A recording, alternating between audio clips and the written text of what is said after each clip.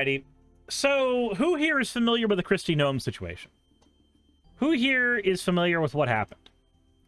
So, for those who are not familiar, we'll get into the fan art first, then we'll get into the explanation. Hold on a second. We'll make this easy as possible. So, first piece of fan art today is from Meatball Spaghetti. I present using reroll slime Suris. I was not able to put a horse, which is canon, so you get a big cat, which is now canon as well. Love your work. Well, I appreciate that, Meatball Spaghetti. I apparently have yet another rerolled Suris here, but this time with no horse. The Vosh fans rejoice. As always, thank you for your fan art submission. If you want your fan art to be shown in a future video, drop it in the fan art section of the Discord. That said, all right, Kristi Noem situation. Let's go. So, the basic facts are Kristi Noem, a Republican politician, had a book release recently, and in a section of the book, she described a dog that functionally was doing all of the basic shit that you expect a young puppy dog to do, and that she also executed it. That she just killed the dog. Now, there's a lot of ways you can get rid of an animal. There are humane ways. You can take the animal to a friend and have them take care of them. You can take an animal to a shelter and give it yet one more chance before the shelter does whatever it's going to do to the animal. You can accept the fact you have an animal and, you know, figure things out from there. You, even more humane than putting a fucking bullet in its brain, is recognize that, oh, this is an animal that will probably have a chance at life elsewhere. You can see if there's anywhere that can take it or any place that would be good to drop it off if you don't have any other options. There's all kinds of things you can do besides killing the animal. And apparently, according to chat, she threatened Biden's dog too. I'm gonna let you know right now, if you threaten Growlithe, I will cease caring about your physical safety. I will cease caring about how you operate or how you feel. Once you get to that point of claiming you're going to hurt one of my animals in my house, yeah, no, we are done. We are entirely done. So, wouldn't you believe it, Michael Knowles, of all people, decided to play defense for Kristi Noem. Okay, my third point here is, yes, it was politically dumb for Noem to admit this. Yes, her political calculation misfired. I'm mixing metaphors, you get the point. But the third point is, Noem didn't do anything wrong. You might say, you don't think killing your dog is wrong? You don't think that executing your animal is the incorrect thing to do? I'm sorry, how, Michael? it wasn't advisable. You might say there were better things she could have done. She could have given the dog up for adoption. She could have tried to train the dog. She could. There is nothing wrong with a human being humanely killing an animal. There's nothing wrong. You're all, not all of you, but many of you are eating meat right now. There is a difference between killing effectively a furry member of your family and eating an animal that was either hunted or purposed for food from the get-go. Those are different scenarios. In one scenario, a life was taken away, but just like how many Native Americans viewed, oh, that life is being taken away, so we owe it to the life that we have taken away to use every resource that came from it. The bones will be used to make hunting weapons and pieces of homes. The pelt will be used to warm people in the village. The meat will be used to sustain everybody in the village. The gizzards and other things will be used for other preparations if needed. Like, every single piece of an animal was utilized because the understanding was there is a trade-off happening. We value human beings, or for many Native Americans, it was we value the human beings of our population, of our group, more than everything else that is out here. But it does not make everything else that is outside not important. It doesn't make these things not special. So there is an owing for the trade-off of taking basically the bounties of nature. No different than any other animal that engages in killing other animals for meat. Like, that's just how a consuming-based world is built. So, V says, isn't there a link between people who kill animals and people who become human killers? It depends on what you mean by kill animals. If you mean people who, like, work in the slaughterhouse, I don't think that link is there. But if we're talking about people who, like, skin cats when they're kids, if memory serves, yes, there is a link between those actions and things that happen later in adulthood, because the type of person that's willing to do that, that's willing to torment an animal, that's willing to end an animal's life for no purpose whatsoever besides their own personal enjoyment or convenience, those people generally are willing to do that to other people as well. And it says, yes, psychopaths are often found to have tortured and killed small creatures in childhood. Yeah, people who are willing to inflict that pain on an animal are often willing to inflict that pain on people as well. After all, people are also animals. That's not what's happening here, Michael.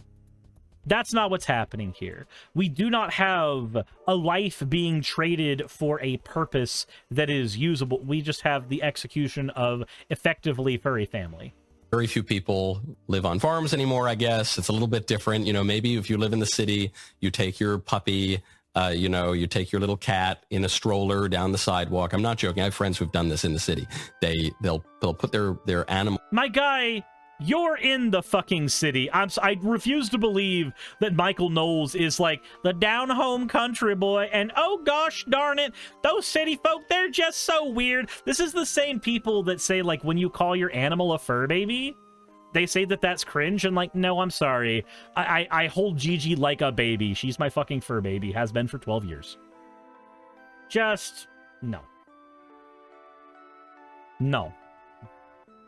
In a stroller so that the poor little paws of the animal don't touch the dirty sidewalk. And then you'll go and you'll take him to a doctor and you'll pay thousands of dollars to treat the animal for whatever ailment, or to try to train the animal psychologically. And sometimes that doesn't work. And then you'll pay even more money to euthanize it. That doesn't happen in the country. Okay. That doesn't happen on farms. And sometimes if a dog is threatening people, and if a dog is destroying other people's property, sometimes you got to put the dog down like Old Yeller. It would be one thing if Kristi Noem were torturing this dog like a serial killer or something. That would be wrong. No, so, Michael, what you're describing is not what seems to have happened in the book. Kristi Noem's team also told her to nix the dog story years before the book came out. And yet, apparently, she did not. She decided that, no, that was a perfectly reasonable thing to keep there. That was the scary part is she considered that to be the normal thing to put in her book. From what I understand, the version of the story that was in the book did not mention that the dog was an actual threat to anyone. That was an ad hoc rationalization that she gave on Twitter later, after everybody had already read the reasons she gave the first time, and then she had to backpedal on them afterwards. Politico actually has an article on this. Kristi Noem's story about killing her dog made headlines across America, but it wasn't news to people who worked on her first book, where the tale made it into the draft of her memoir before the publishing team nixed it. Then, as now, Noem wanted the story in because it showed a decisive person who was unwilling to be bound by namby-pamby niceties. Ma'am, never use that statement ever in a context where you are talking about violence, lest it be used against you. Anyway, agents and editors and publicists and Hatchet Book Group's Prestige 12 imprint and a ghostwriter saw it as a bad taste anecdote that would hurt her brand. The tale was ultimately cut according to two people involved in the projects. But in her own words, they produced a typical pre-campaign book where the first rule is to do no harm. Somewhat unusually for the genre, that book's 2022, Not My First Rodeo, Lessons from the Heartland, landed the South Dakota Governor on the New York Times bestseller list, adding to the consensus that Donald Trump devotees had a big future in GOP politics. What it didn't do, of course, was spark a week-long news cycle and a round of obituaries for that same political figure, by including the tale about Noem leading a 14-month-old white-haired pointer named Cricket to a gravel pit and shooting him to death after he ruined a pheasant hunt and killed a neighbor's chickens. So let me get this straight. You trained the dog to kill birds, and then you put the dog down for killing birds. Hold on a minute. Wait. Something's not adding up here. Something feels a bit strange about this particular happenstance. You trained a bird dog and then killed it for doing the thing you trained it to do. Wow, what a... God, that's so fucking strange. This time around, Noem has a different team in place, as well as a different imprint. Hatchett's conservative-leaning Center Street and the folks behind her new book, No Going Back, didn't get in the way of sharing memories about gunning down an ill-trained puppy. A Noem spokesperson did not immediately respond to requests for comment. It's been a busy week for that communications team, and not just for cricket-related reasons. The book's fact-checking has been called into question. Last week, the Dakota Scout reported a passage on the book in which Noem claims to have met the dictator of North Korea while she was serving as a backbencher for Congress. The improbable meeting, never happened. Ah, yes, that's what I want in my politics. I want politicians who just notably lie. Perfect. Shortly afterward, Noem's spokesperson told my colleague Ryan Lisa that the publisher will be addressing conflated world leaders' names in the book before it's released. Still unspecified just which world leader Noem could possibly have conflated with Kim Jong-un. The 300-pound desperate with the gravity-defying haircut is not exactly your run-of-the-mill interchangeable foreign statesman. Oh my god. She described the killing as the kind of tough decision you have to make on the farm, and contrasted her decisiveness with Joe Biden's failure to act after his own chronically ill-behaved German Shepherd attacked Secret Service staffers.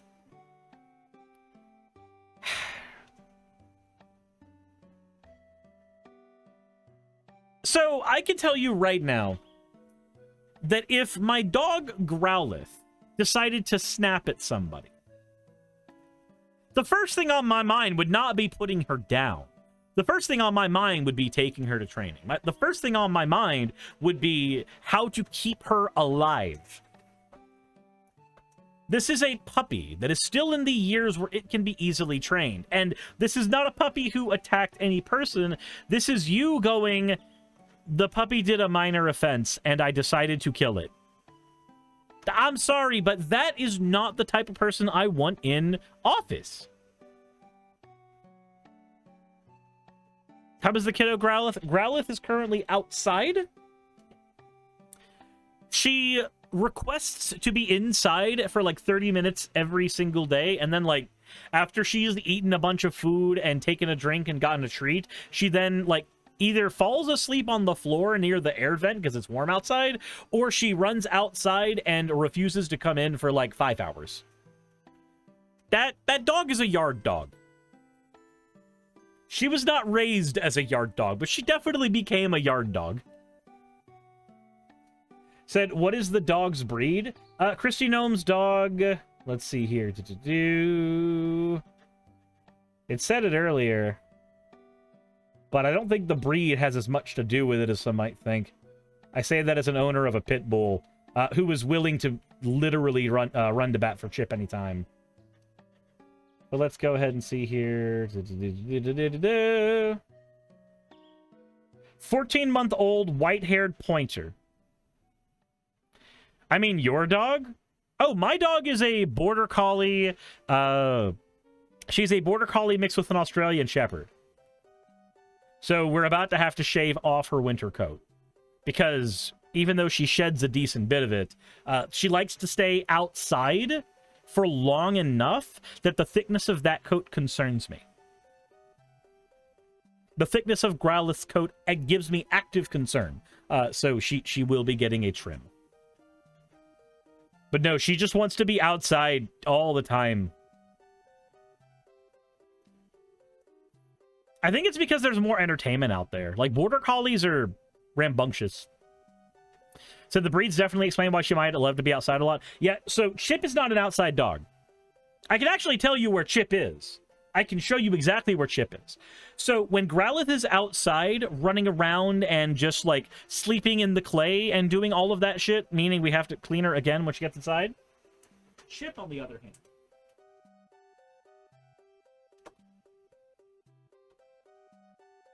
is right there.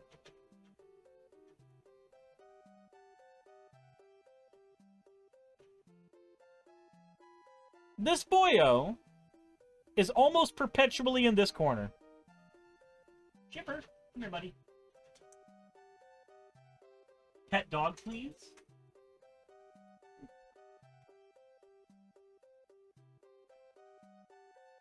Hey, bud.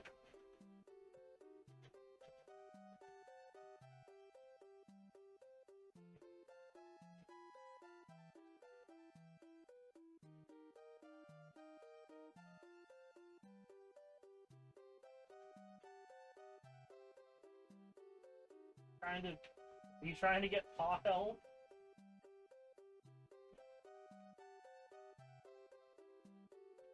I'll let you go back to sleep. Oh? Oh? Oh, we're not going back to sleep?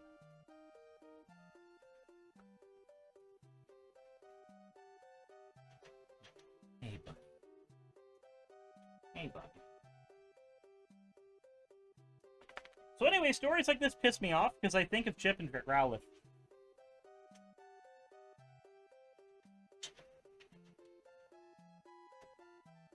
Let's go ahead. That's back where it's supposed to be. Said, oh, the sweet baby. He is a sweet baby. Chip is a very sweet puppy. Ay, oy, oy. Thank you for the hydrate, Nami. I'll get to that just real quick.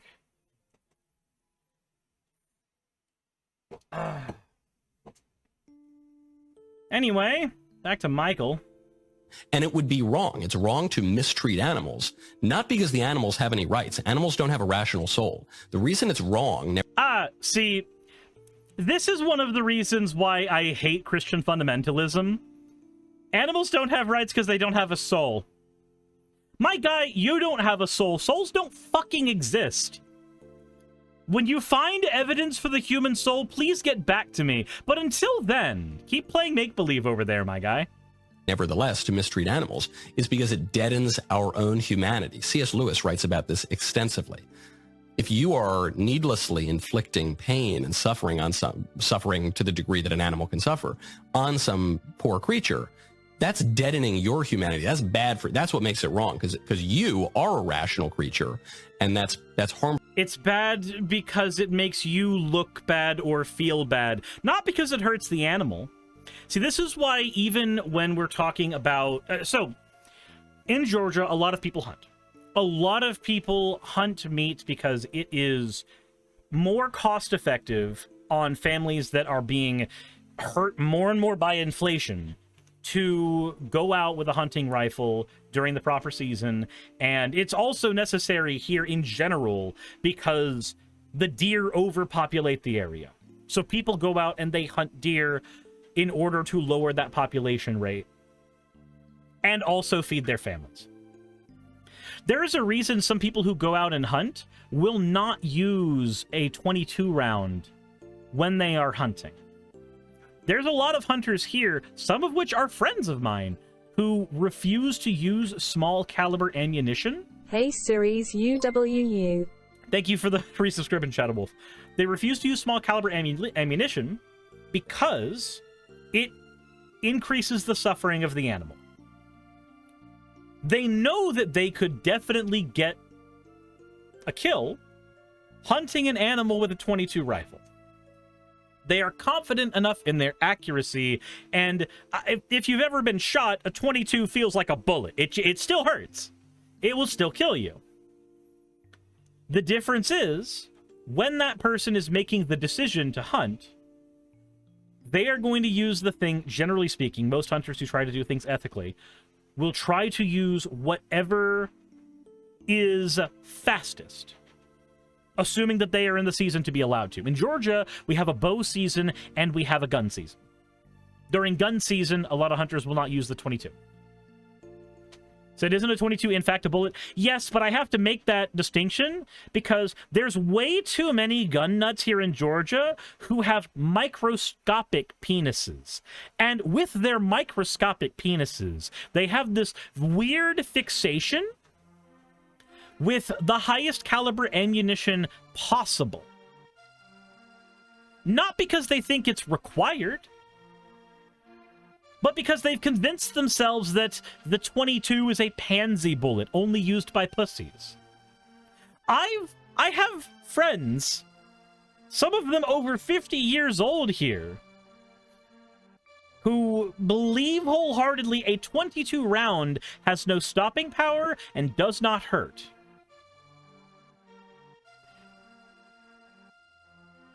I do not know what the fuck these people are smoking.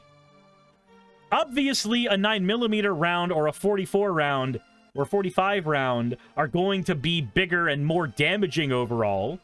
.22s are tiny and cheap to produce and cheap to buy. But I'm sorry, that's a fucking bullet still. I say this as somebody who owns every one of those types of ammunitions. Jesus. Because I have a 9mm pistol. I have a 22mm pistol. I have a 22mm rifle that was passed down to me from my grandpa. And then Saki has a 44 hand cannon, functionally.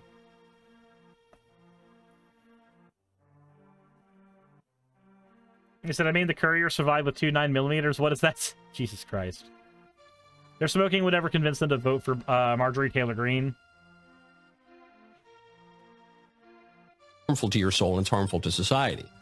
But there's nothing wrong intrinsically with humanely putting down a farm dog. There is something wrong with killing a family member, and that fur baby is in fact a family member. There are a billion choices you can make that are better for that family member. Hell, even finding a place on the side of the road, maybe not the road because they'll walk into the road, finding a place that has a high density of families and dropping the dog off there and hoping that somebody takes it in, that is a better option. That is a better fucking option than killing your fucking animal. And it's not a good option. That's like 1500th down the list in choices you have. You try every other choice first. But anyway, let me know what you guys think in the comment section below. The dog discourse, it kind of pisses me off just a little bit.